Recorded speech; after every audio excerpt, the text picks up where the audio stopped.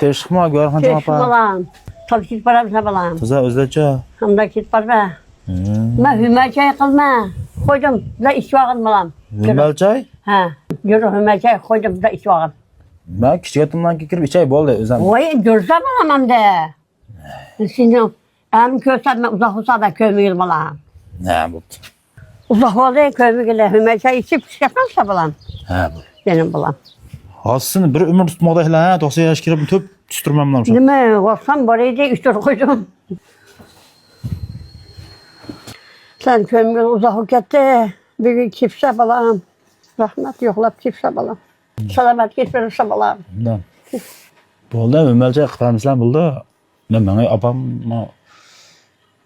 İş vakın. Buradan pişirme. Buradan pişirdi. ne boptu kıpastıramiz. Onu kalsaklı buradan pişirdi balam. Ne vakt bir. 20 neçe yılla okuttum ben Hümmel çay iş bakım apam tüye gitip.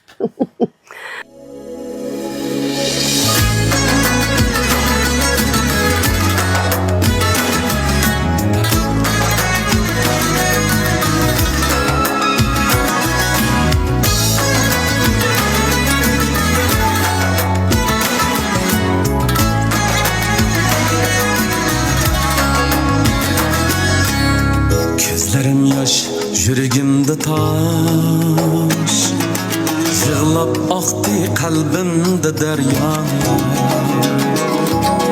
Gözlerim yaş, yüreğimde taş. Yığlap aktı kalbimde derya. Yüreğimde min arının ahi. Sizden acep ayrıldım ana. Yüreğimde min arının ahi. Sizden acep ayrıldım ana.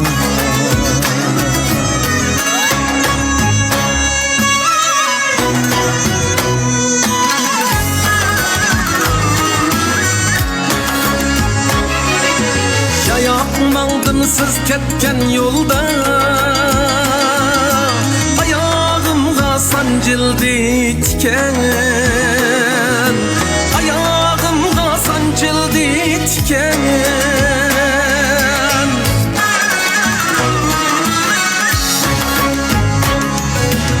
Ayağım siz ketken yolda.